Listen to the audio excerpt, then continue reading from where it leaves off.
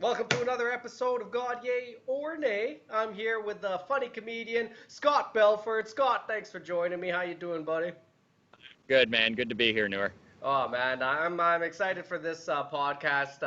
I think me and you, we both kind of come from a similar comedy background. We both started in Edmonton, and Yes, we pretty much went separate ways and did move to different cities and stuff just to exactly. make our careers. So I think a lot about this I want to talk about is like the moving aspect. You've done a lot of moving in your life and like Yes. changed up your complete life.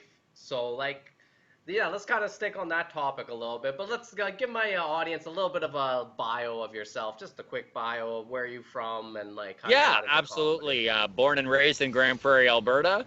I went to college at NAIT in Edmonton, and then I moved back to Grand Prairie to do radio internship there. I wound up moving up to high level up north to do radio there. I did the morning show in high level. I moved back to Grand Prairie, did the evening show at the rock station there, quit radio, moved to Edmonton to pursue comedy, was there for about 5 years, went from Edmonton to Toronto, lived there for 5 years, moved from Toronto to Halifax for about 18 months, and now I'm living in Calgary. So I Yeah. have I've gotten around.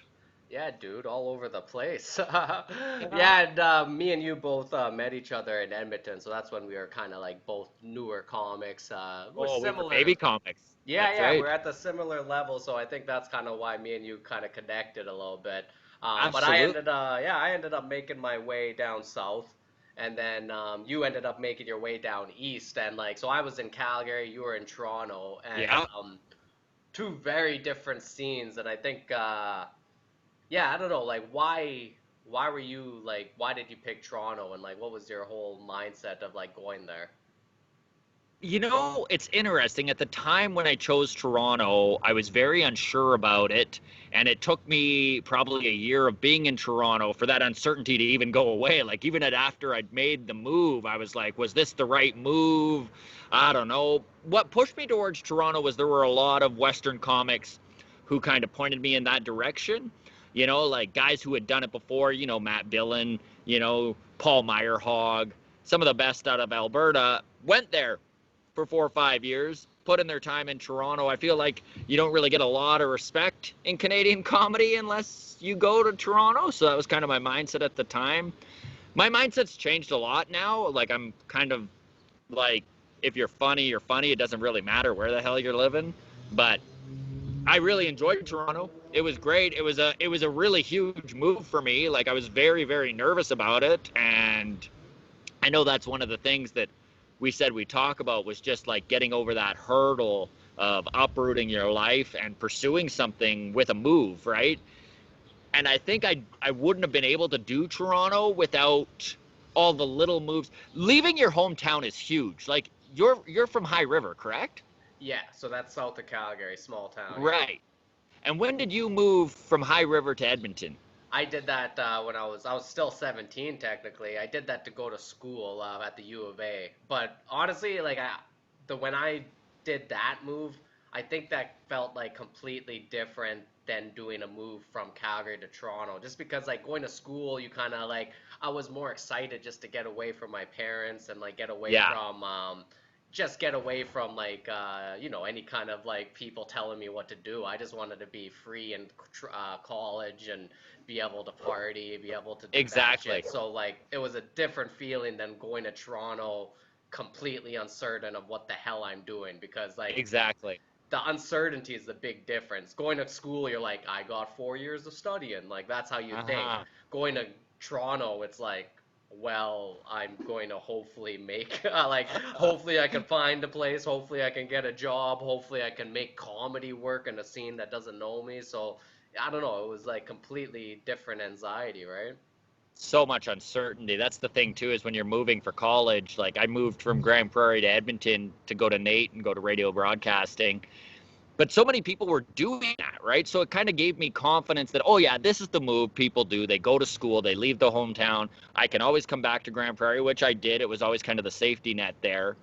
And then the first time I actually, the first time I feel like I made a move that was very nerve-wracking and I was very uncertain of was when I left Grand Prairie to go to High Level, which is about 5 hours north of Grand Prairie, 8.5 hours north of Edmonton. It's actually closer to Yellowknife than it is to Edmonton, right? So it's way up there. And when I moved up there, it was for a career opportunity to do the morning show at the YL Country Station there. And I was only there 9 months, but honestly, what that move did was kind of prove to me that I could do it, that you can move, that you can not know anyone, you can make friends, you can insert yourself in an industry that you're uncertain about inserting yourself into. And so even though I was only in High Level for 9 months, it really proved a lot to me with what I can just do when I'm pursuing something, right? Like, there's so much anxiety and so much uncertainty attached to moving a big move, right? To uprooting your life and going somewhere else. That just that little move, even though I was still only 5 hours from home, in the long run, when I decided to make the move from Edmonton to Toronto, it was kind of that kind of gave me confidence that, you know what, I can do this. It's not the same thing, but it's just still a big move. But there is something about moving thousands and thousands of kilometers across the country, and I'm sure you can attest to this. There's just like, you feel like there's no safety net. It, Like, you can always come home, but it feels like there's no safety net, right? yeah, when you're in Alberta, like when you're still in Alberta, you can always jump in the car, you're home, you have your parents, you have the food, you like all that like Exactly. things are still there. But Yeah. you're right, when you're in Toronto, it's not only that, no safety net. It's like you're not even like no friends. Like when I was in Yeah. Edmonton, I still had all my friends like from High River. There was still a lot of people who ended up moving to Edmonton just because it was a popular like schools to go to and shit like Of that. So course. it was just like it was a lot easier. But when I moved to Toronto, it's like I had my friends in comedy, but that's kind of like a business thing. Like you see them at comedy shows, and that's where you hang out with them. And it kind of had that feeling now, just like now I'm fucking alone. Now like I'm Yeah. just in this like new place, which is very kind of uncomfortable. You said like you had a lot of indecision. Like it took you almost like a year and a half to make that move to Toronto. That's almost exactly the same with me. Yeah. Um, can I ask, was there anything that really like broke that indecision where you just like, all right, I'm doing this, even though I know the uncertainty stays for a while. Was there something that Yeah. broke that? No. I just had, at 5 years in Edmonton, I, without sounding full of myself, I'd already kind of risen up the ranks in the Edmonton comedy scene. I was one of the top openers at the clubs. I was getting headline work on the road there. And you do enough of the road work out west and it gets very repetitive. So I was almost kind of trying to challenge myself to find a new adventure. And Toronto just seemed like the natural progression, right? So that was kind of what finally made me do it. And my now fiance, but my girlfriend at the time, was also looking for a new adventure and had kind of applied to some schools in Toronto and wound up getting into an audio engineering course. So we moved together, which definitely made it easier, having someone at your side when you make that move.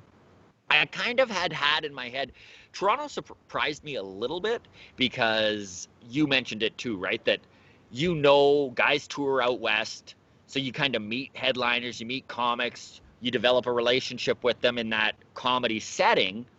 So I kind of had in my head like, oh, I've got good buddies out there, and not to say they weren't good friends, but it is different like when you come up with people, right? Like when you're learning comedy together, like you and I still have that kind of bond, right? That like we started at the ground level together and kind of progressed through the ranks that way. So when you move to a new scene, even though these guys are friendly with you and they're buds and you can go out and have a beer with them and you can shoot the shit and stuff like that, there isn't that same connection as maybe the people that you started with in Edmonton or that I started with in Edmonton, or that even when you moved to Calgary that you kind of came up the Calgary ranks with. Because it's a smaller scene, there's almost like a more close knit group that I don't know care about you more is the right word, but at least they're more entrenched in your life. So It's it feels more like people got your back a bit more. it's community, and like Exactly.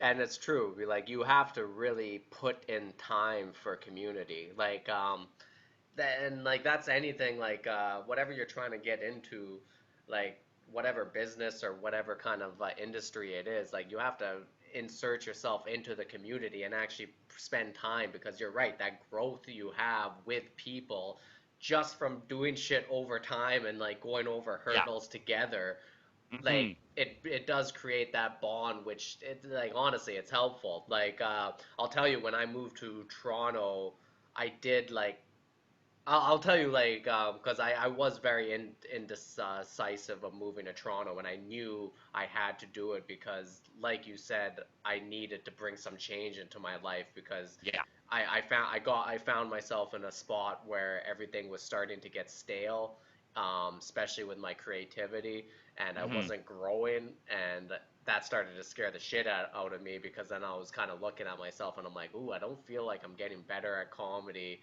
and growing up my art form. And like I think it has a lot to do with just me being in Alberta and just doing the same kind of types of shows all the time, and I just needed someplace new. So I remember I was just so indecisive for like a year and a half or so about moving to Toronto. And I Yeah. did an ayahuasca trip. I don't know if I've ever told you about ayahuasca, but No. like, yeah. So like, I it was one once like this was like my fifth time doing ayahuasca. I was doing it every year at the time, but like Yeah. that time, it really taught me, like the plant medicine like really taught me, like you just say you're gonna do it, make the decision, and make the conviction. Like all that doubt, all that uncertainty, all that shit will still be there. Like it's not Yeah. gonna leave, but as long as you have that conviction, you'll be fine and you'll push through it. And once I came out of that, I did make that conviction and I did push through, and I remember when I first got to Toronto, you were the dude I saw at a show, and you ended up Yeah. getting me a fucking job. Like in the first week I was in Toronto, Yeah. and I was so grateful because I was just like, oh my God, like I was just so nervous about like how the hell am I gonna make money when I get out there. Yeah. And it was just like, bam, first week I fucking see you out there, and you're just like, hey, dude, I'm actually about to leave a job. You want to take over? And I was like, Yeah. Yeah. ah. And it's funny how just little things like that goes such a long way, right? Like it's almost like without, and that's the thing is I feel like you almost mourn, and I'm sure you were the same way, you almost mourn the loss of community when you switch scenes, even though as a comedian you're still, comedy is very welcoming. And even in Toronto, even though there is more clicks and it is so much bigger and they do expect you to prove yourself a little more than a lot of other scenes in the country, I mean, they still somewhat got your back. But like, I know that was one of the biggest things that I had to overcome when I moved to Toronto was I missed Edmonton so much, and I didn't. It wasn't the city I missed. It was my friends in the comedy scene. It was going into a room and then being like, "Oh, Belford's here. Make room. We gotta get him on the show." Right. Whereas in Toronto, frick, you got to be there 2 3 years before you're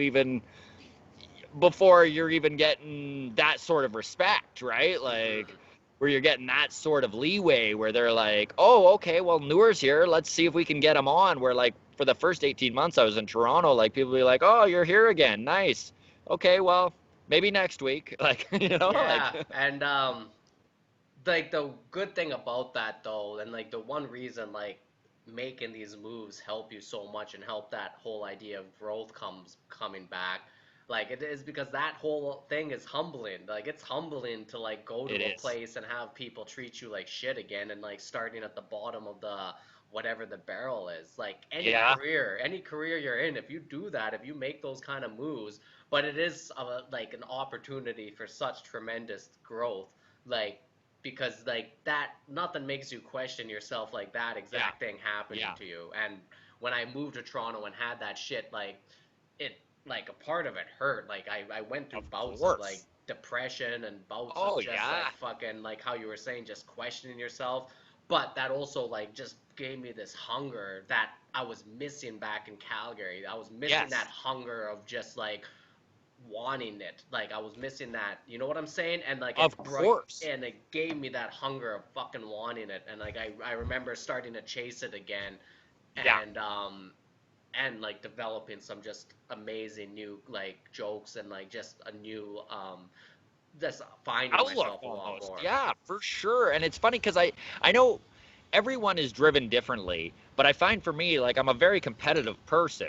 And once I had kind of reached the point where there wasn't a lot to chase in Edmonton, I was in the same boat as you, as I just felt stagnant. I felt like I wasn't growing like I had in, let's say, year three. Year three in comedy, I felt like every time I got on stage, I was making progress. And then fast forward only 2 years later, and I felt like I was stagnant. And it's just such a weird mind fuck to overcome, right? Where you're just like, where is that hunger? Where is that passion I had? And that was one of the big things that pushed my move, much like it did you. It's just like, I know it's in me, I just got to find it again.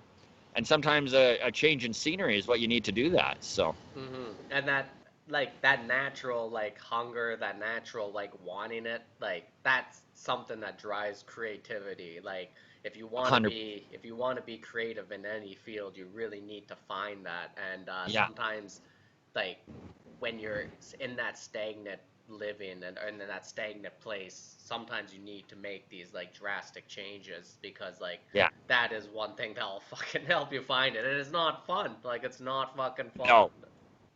No. And it riddles you with self-doubt, but once you come out the other end, you're so much stronger as a person, and you're so much more focused on what your goals are. I think this isn't even comedy specific. Like, this is just life.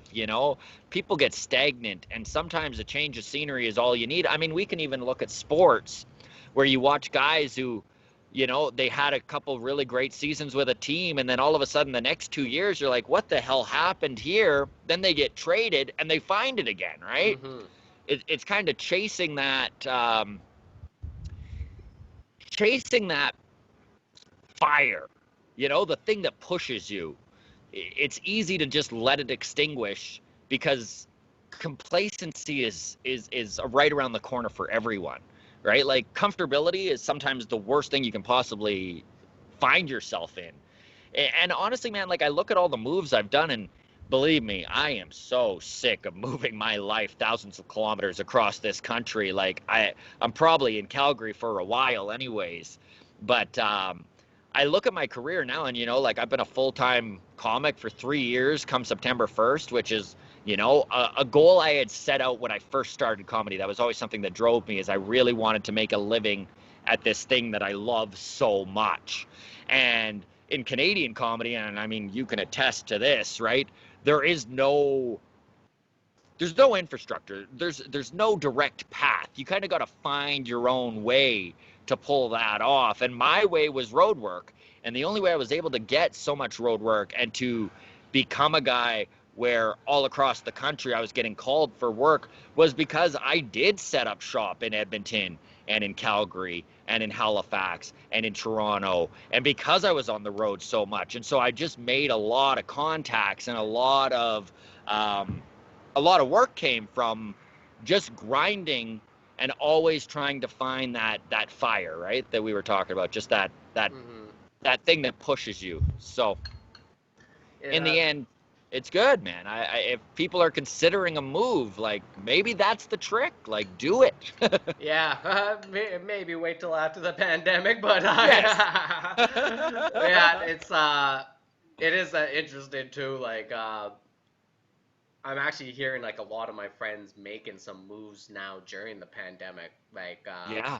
and it's like, yeah, I get it. Like, there's like, I'm like going back to Calgary next week or in 2 weeks, and I'm just gonna chill there for like a month or so. And like, a part of me Yeah. is like, maybe I should stay a little bit longer, just because like, yeah, I don't know, like this whole Well, we'd be happy to have you. yeah, hey, buddy.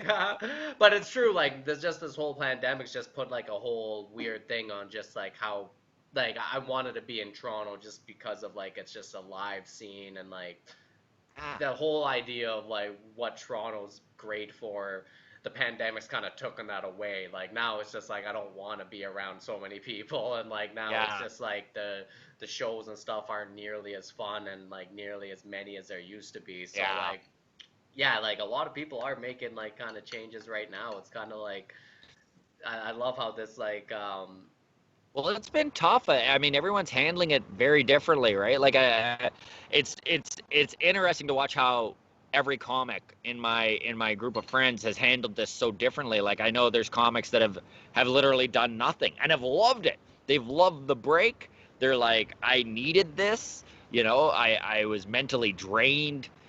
You know, like Andrew Albert, I was messaging with him. I know he did an episode with you, and like, you know, at first he said that it was what he needed. Like, this is a guy who's on the road 200 days a year, you know, like, so it was kind of nice. And then you see some comics that are like, you know what? I don't even know if I'm going to go back to comedy. Like, you know, yeah. for me, it reminded me how much I love it and how much I fucking miss it, right? Mhm. Like, which has been a nice realization. No, that's both of those things are great. Like yeah, like this is actually a good thing. Like I think this like pandemic has taught so many people different things, and like you said, some people it's like how much I love what I do, and some people how much I hate what you do, and both are like great realizations, right? Because like at least with that information, you could make the change you need to make. Like I definitely was just this podcast happened like a lot because of the pandemic. Like I have been working on this whole idea of a podcast for a while before the pandemic came, but like when the pandemic came, it was almost like, all right, fucking push it out, and Yeah. it just made me like just rush to get it out, which turned out to be the best thing because like it's good to have that uncertainty. Like I pushed out like my first like 5 6 episodes, and like I didn't really know what I was doing, and then like I just started getting the flow of this shit, and now like because of the pandemic I just kept working on it, and now like I actually have like a better idea of what I want to do with this podcast and what it's Yeah. about, and it just helped like a ton. Like um I really love the theme of this podcast, like just the idea of finding your mental wellness and kind of like, um, just there's so many podcasts by comedians out there dissecting comedy, and it's always so refreshing to find one that's not that, that's still funny but not that. yeah, and I'm not yeah, I have no like I don't really care about dissecting comedy anymore because like yeah, like you said, I've heard it a ton, and like Yeah. no, I've always been interested in like just self transformation, finding that best self Yeah. that's like inside of you, and like that kind of in a more of a spiritual terms and shit like that, right? Absolutely. Absolutely, man. For sure. Hey, so when you moved to like Toronto, did you have like a moment where like that hope kind of came back to you where you're just like holy shit, like this is gonna work, and like you started like kind of turning the tides of that? Yeah, you know what it was? Is when I originally moved to Toronto, my girl and I set up shop in Etobicoke, which was fine. It was right on Lakeshore, the streetcars there. But to get to a lot of the shows downtown, it was like a 45-minute streetcar ride, right? And that wore on me. And we were there for about 18 months. And when we moved from there to Lansdowne and Bloor, right into not quite the heart of downtown, but much more Like the that's heart of downtown than Etobicoke, right? mm-hmm. That's when I really found, more satisfaction, even just maybe not comedically, just personally, you know? The comedy bar was 4 block walk from there. There was so much stuff going on all the time. I just was happier. And once I kind of found some happiness, it really helped with comedy. It helped with everything, right? I mean, that seems really, uh, simple, but it's true. It Like, is, and like but that is kind of what you need. Like sometimes you just need a little bit of that, like, ooh, I'm feeling happy, and it just allows you to be like live a little bit easier, like, cause yeah, just a little positivity in your life can go a long way. So I think, when we recognized that Etobicoke was wrong for us, making that move into Toronto was big. And it just from there overnight, you know, like there were comics that lived on the block I was on. There were friends very close. I could do 2 or 3 shows a night rather than, do one and then be like, well, if I got to work in the morning and it's a 45-minute streetcar ride and it's Yeah. already 10:30, like if I don't get this streetcar, then I got to wait 30 minutes for the next one, and then I'm not home till 1 and I work at 7, like there was a lot of extra stuff. Yeah, and like how you were saying, like friends and stuff, it's like that's community again, and like Yeah. honestly, like yeah, the community is like it's very important, man. It's so important. For me, I'll tell you, like so you got me this job. It was like for this design company, and like it was in a Yeah. warehouse in Etobicoke, and like we basically were designing different stages and different events. Events, that's what Yeah. it was, right? So like. I started working at this events job, and it was like we did like it was the busiest time of their year, so I was like working long hours and just trying Yeah. to do stage time when like I had the chance, and like everything was going fine, but it was one of those things where it was like I was working so goddamn much, Yeah. and I was doing like stage time, but I wasn't it didn't feel like I was like really like killing it like the way I moved to Toronto to want to do. And then Yeah. one day I just came in and out of the blue they just fucking fired me. Like I was just Right. like yeah, just straight up like and like it just like shocked the hell out of me because I was like, "What? Like I thought I was doing well here." Like it just Yeah. like they I'm like working so many hours. yeah, no, like honestly, it just came out of nowhere. I was like, "Okay." But like that's where that hunger came back to me. Like I at first like that whole week after I was just like kind of in shock and like really like what the fuck like now I have to go find another job. But then like that hunger came back and I was like, you know what? I always said I wanted to release like an album, try to get it on like XM radio, try to get Yeah. some money out of that way. This is a good like fucking do it now. It's summer. I have some money saved up, thankfully, from this Yeah. job. Like, just take your time to fucking get your album ready, write your Yeah. jokes, get it ready. So I did that. Like, so for the next like month and a bit, like I booked a show back home in Calgary. I said I'm gonna record my fucking album here, and I just like Yeah. sat down and like every day I spent like a few hours just like getting my shit together, then going out to shows and like testing all those jokes, and it just like I did it, and then like I went and I Prepping, yeah. recorded it, and I remember like it was such a good thing for me to just like set my mind on one like goal, and like Mm. I ended up getting that goal and I felt good, but like when you chase a goal and you finish it, how you can sometimes sink in that depression afterwards, like Of not course, you're like, now what? Yeah. exactly. So then I had this like really bad like month of like just like not knowing what I'm doing in this city and like Yeah. all that shit happening. But I remember like one day like I was just like in such a bad spot, and like I remember a friend like called me up and is like, "Dude, you sound horrible. Like what's wrong?" And like I was fucking crying. I was just in such a bad spot. And then Yeah. like right after I got off the phone with my friend who was actually like making me feel really good, like he was like putting some positivity back into me. I like looked down at my phone and it was like the guy from Sirius XM. He was just like, "Dude, we got your album on. Like we're gonna put you on like our thing." And I was just like, "Fuck." Like that, I was just so happy. And like it was from that moment on, like a huge weight was lifted off of me because it was like, okay, like I moved here, I had a goal, I did it.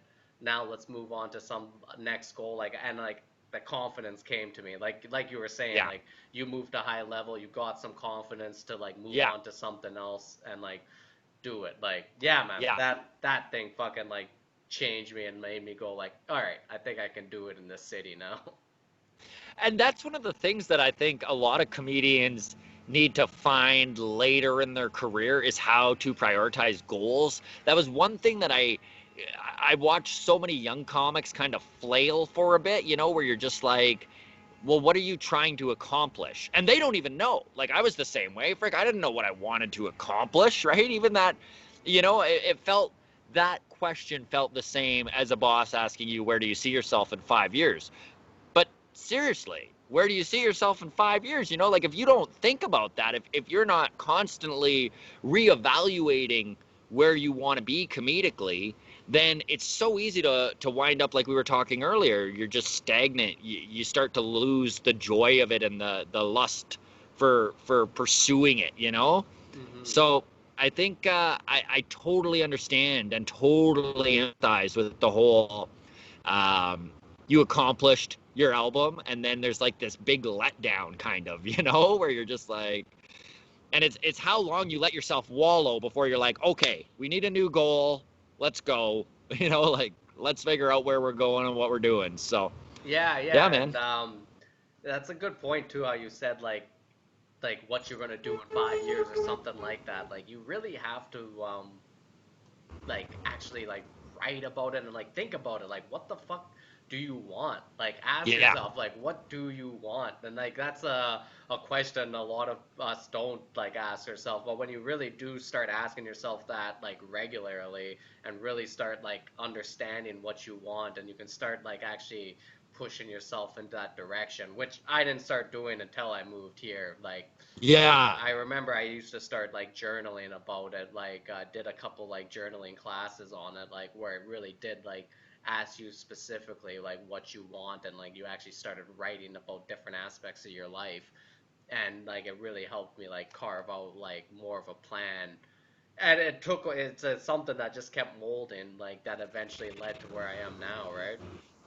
Which is so important because I think even as you get older, it's so easy to float for a year or two. You know what I mean when I say that? Like, Oh you, yeah. without establishing what you're trying to accomplish, it's so easy to just stay where you are, and just all of a sudden a year and a half has gone by, and you're what have I done? Like, No, where has my time went?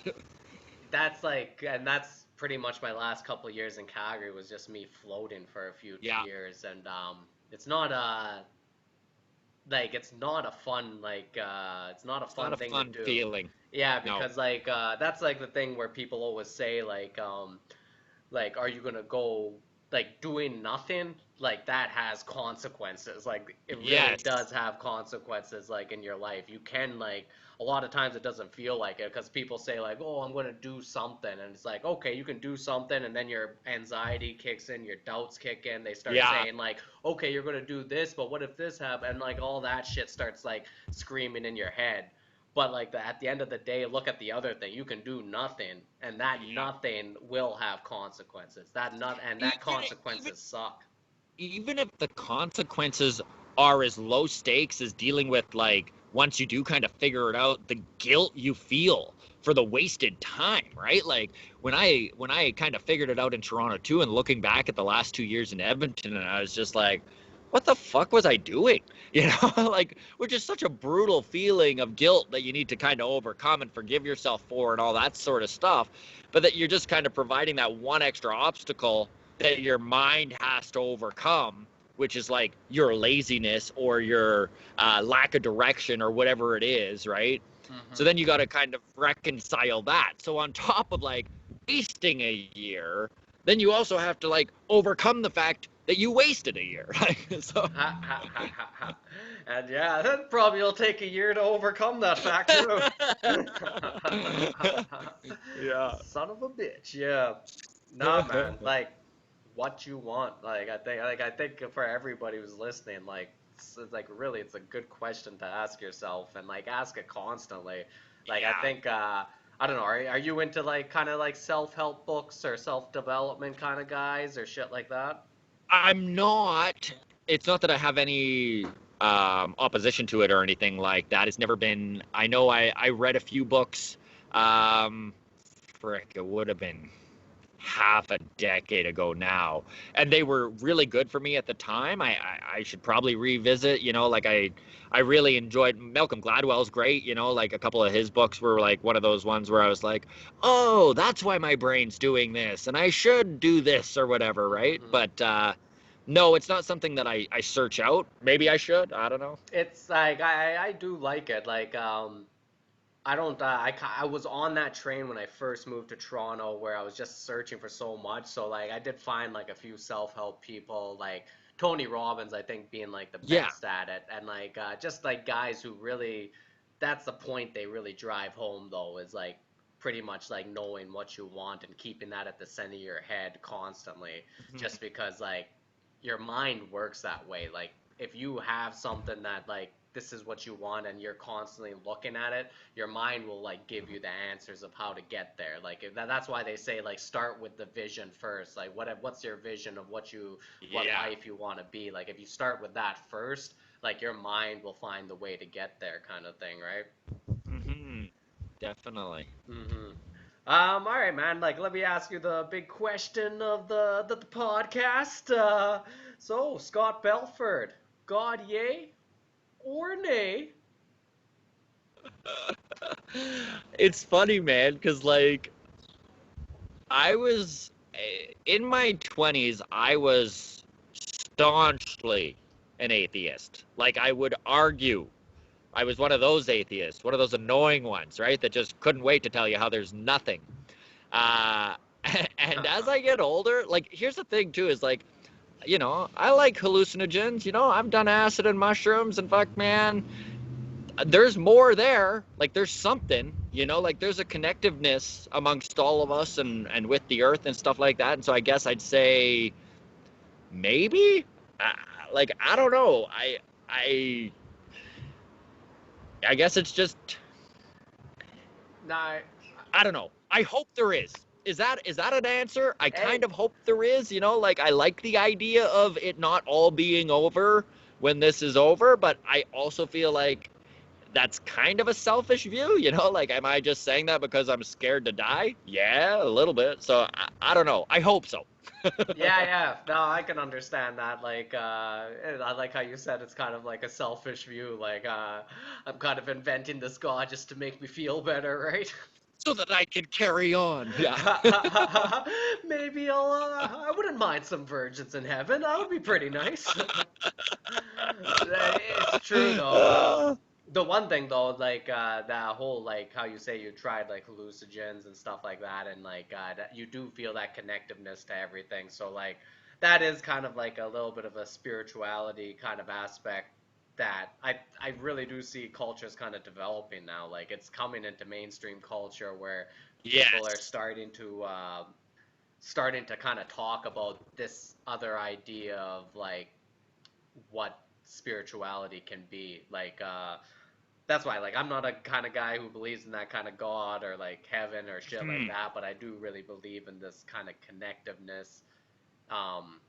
I also like the term presence, like being in the now is like a way of like Yes. living. I really love that term, and I think 100%. when you start like kind of living your life in those kind of ways, like yeah, you do kind of start believing in something more, but it's really hard to kind of put the like Put your finger on it. yeah, It's funny because my buddy Natish Sakuja, Nitty Sack there, yeah, I love he him. kind of, yeah, he's the best, but he kind of summed it up, his belief, and I was like, that I can get behind. And his whole idea was like very scientific, right? Where he's like, energy cannot be destroyed nor created, and we're all just a part of this giant ball of energy in the universe.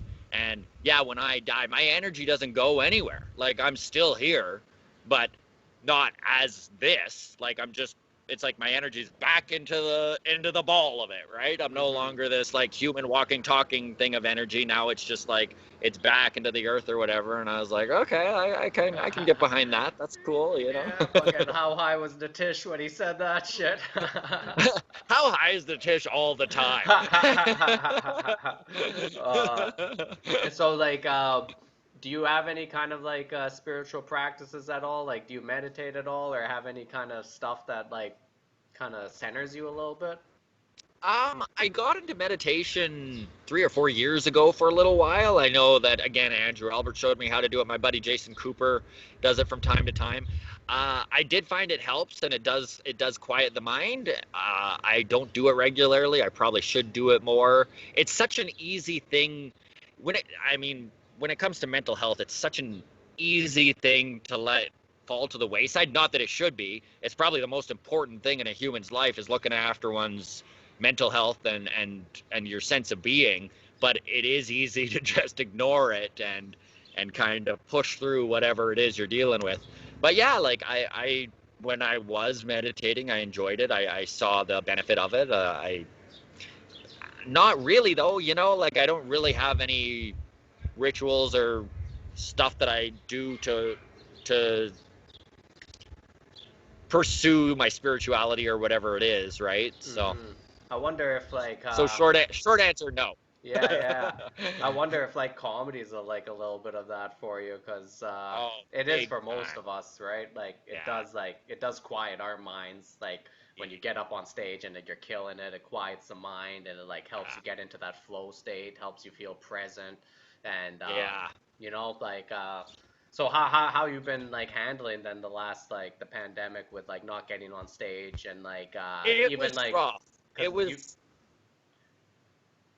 yeah, I was gonna say like you're making like your career off of like doing like a mm, lot of shows and shit. So like how does this like uncertainty of like the like future looking or feeling for you? Uh, it's hard.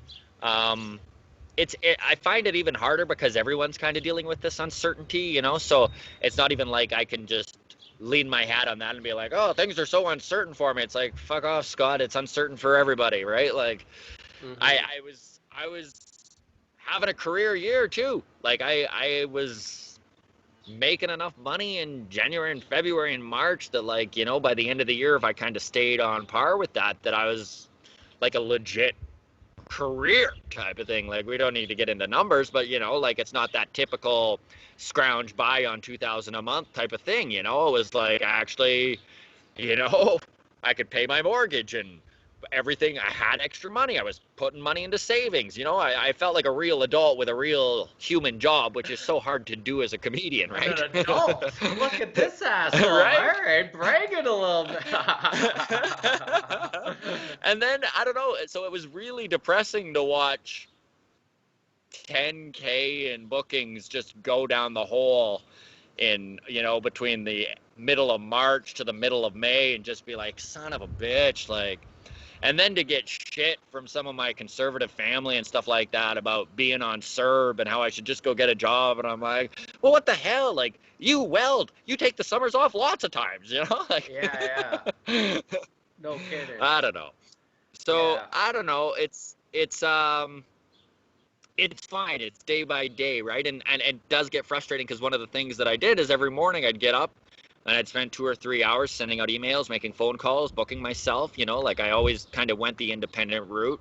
Not that I didn't appreciate all the work that Yuck Yucks has given me a pile of works over the years, and the Laugh Shop here is working me regularly, and like all the comedy clubs around the country, I work almost all of them. Like, I'm very appreciative of that, but to make a living at this, a decent living, you got to kind of dig up your own shows and dig up your own corporates and kind of, you know, It's there's a like lot of work to it. And then all of a sudden, the pandemic hit, and now there was no work to do in the morning for me, and I'd still try to keep writing. Eventually, I stopped writing because it was making me depressed. Because the way I write, I like to get my ideas down and then go out and try them. Right? yeah. I've never been a guy to stockpile ideas and then go back to them months later and still have the confidence in them. I Yeah. lose confidence in my bits very quickly. Yeah, yeah. I think that's like a lot of So, people if they don't understand like how a lot of us comedians do it. Like we might write a bit, like let's say if I write one this afternoon and then all of a sudden it's like, all right, tonight I want to go and like try this out at a show and like I have a few jokes and then like you try it yeah, out and it does well and now all of a sudden that bit has this energy where you're just like, ooh, I exactly. love it. Like I'm gonna go try this at another show and like Yeah, now you have enthusiasm built in with the bit. But like for sure. if that enthusiasm like starts to weigh with the bit and goes away, like then all of a sudden you stop doing the bit and it's not there, and then like you can almost throw the bit away and it's kind of gone for the most part. Sometimes you might bring it back, but like that's kind of how these bits are. That's why it's like it is like I was trying to write during this thing, but it's true. Like man, like you Yeah. write and you're like, ooh, this sounds fun, but then like a month goes by and like your enthusiasm's completely gone. Yeah, because you're not mentally in the same place. You're not thinking the same way. Even there's lots of times where I'll look over my notes and I'll just look at it and be like, I think that's funny, but I can't envision what I was trying to get out, Hmm. Like, so I think, and everyone's different. Every comic's different. I know lots of comics who can just stockpile ideas and they don't need to try it instantly, Like, they're a guy, or a gal that have confidence in their ideas and they don't need that validation from the crowd right away. I do. I need a group of people to be like, "Yep, funny," and then I can build from there, right? But Hmm. Yeah. I don't know. Yeah, that's interesting. So, like, how we were talking about like this whole time, like, what do you want kind of thing. Like, have you been asking yourself that right now? Like, what do you want? Like, when you're looking at Well, the future now, like in such an uncertain future, have you asked yourself that? I've been thinking a lot about it. I mean, I do wish to get an album out this year. I think that that is something that is attainable even in this pandemic. I'm hoping I definitely have got the financial means to get through 2020 right now, like Daddy Trudeau there was very helpful, and not completely sinking us self-employed people, it was nice to like for once have the government look after the self-employed, which has never been a thing that they've done, so that was Yeah, very that helpful. was definitely nice. But I don't know, man, if this carries on, like if venues continue to be at half capacity, if people are still have trepidation about going out, it's going to affect our livelihood for a year, I bet. Like, so, and if that's the case, then maybe I got to get a job, and that's not the end of the world. I mean, the one thing about this pandemic is that I always put so much pressure on myself to continue to make a living at comedy. I always felt like if I had to get a job again, because I'd quit jobs and tried to do pro comedy several times before it stuck. So after I'd kind of gotten to this point where I'm almost 3 years in as a pro, I put a lot of pressure on myself to not fail, right? Because I felt like getting a job was failing. And Hmm. at least I will be honest, I don't feel that way now, like act of God or yay or nay, whether he's there or not, right? But uh, act of God, what do you do? Like, like Like, yeah, this is like something like yeah, it's a fucking virus. You got to give yourself a little bit of a break.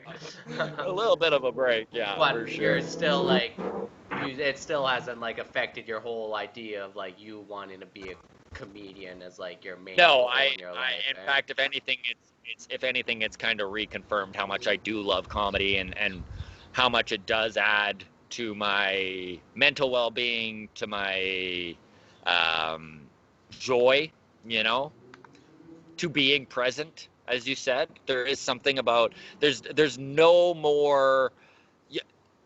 There's not a place on this planet where I'm more in the right now than on stage. And I love that feeling.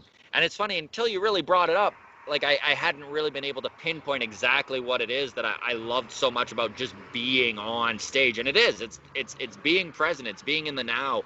It's nothing existing but right there, right then, which is so hard as a human. Like it's not something humans do very well, is stay in the now. Like Yeah, and like how many years like it just to even get to that point? Like I know for oh, like doing stand up, like just to let people understand it, like the first few years, like you have to deal with so much anxiety, oh, stage fright, all that shit, and oh, just like even when you get comfortable with being on stage, then it's like another thing of like now I have to learn how to write more material, and like now yes, I have to go back to writing new shit, which is scary again. So yeah, like then that fear, and now it's like I have to do an hour on stage, and like all of these like a hundred hurdles. percent. Yeah, and then And like then a lot of times you get funny and you get to the point where you're ready to sell your act and you're like, oh fuck. Now I got to learn how to sell. Like now I need to yeah, learn how to be a businessman, right? Like but like yeah, so like yeah, like but like just to say it, like just how many years it takes to get on stage and be able to be like so comfortable and so present and like have that like wonderful feeling of just like everything just completely settling down, and then it's just you feeling this like connection with an audience and just like fucking being able to deliver your jokes and shit for like that. sure, Yeah, man. like it takes so long to get there, and I'm sure you relate to this too, but even just little things like having a heckler yell out. When you're in your first 5 years, there's like this deer in the headlight feeling that comes with someone interrupting your act. There's like this fear almost when something goes outside of the ordinary. And it takes such a long time to get to the point where you can actually just address it and just be a human about it and, talk to them or like, something happens in the room and you can address it and acknowledge it rather than put your head down and continue to just regurgitate the words you wrote, right? Mm-hmm. So, yeah. No, it takes a fucking long time for that. Yeah, doesn't it? Alright, what was I gonna... Alright, anything else you want to bring up, my man? Like, fucking, we did cover a lot here, which I like. Yeah, no, I think this was great. I'll plug my podcast if that's all right. Yeah, man, so, like, yeah, fucking, you're a big, sports dude, right? Huge So, baseball fan. I'm the biggest baseball nerd I know. Yeah, so I run a podcast called The Walk Off. It's with my buddy Adam Mack. He's a comic out of Red Deer. It's on Apple and Spotify. If you're a Blue Jays fan at all or a baseball fan, that's kind of the direction we're doing. We actually had Kelsey Layler just before I talked to you here. She's with the Canadian national women's team, won a silver medal with the Pan Am Games in 2015. She's on the cast here on Monday. Her interview airs. And then the week after that, I talked to Greg Zahn, who was former catcher for the Toronto Blue Jays. So that's kind of cool, actually starting to get some real people to interview. It's awesome. yeah, dude, that's amazing. Frickin', yeah, and, like, I think we're all frickin' happy that sports are back, eh? Right? Oh, man. Oh, man. Alright, well, thanks for coming on, man. I appreciate that.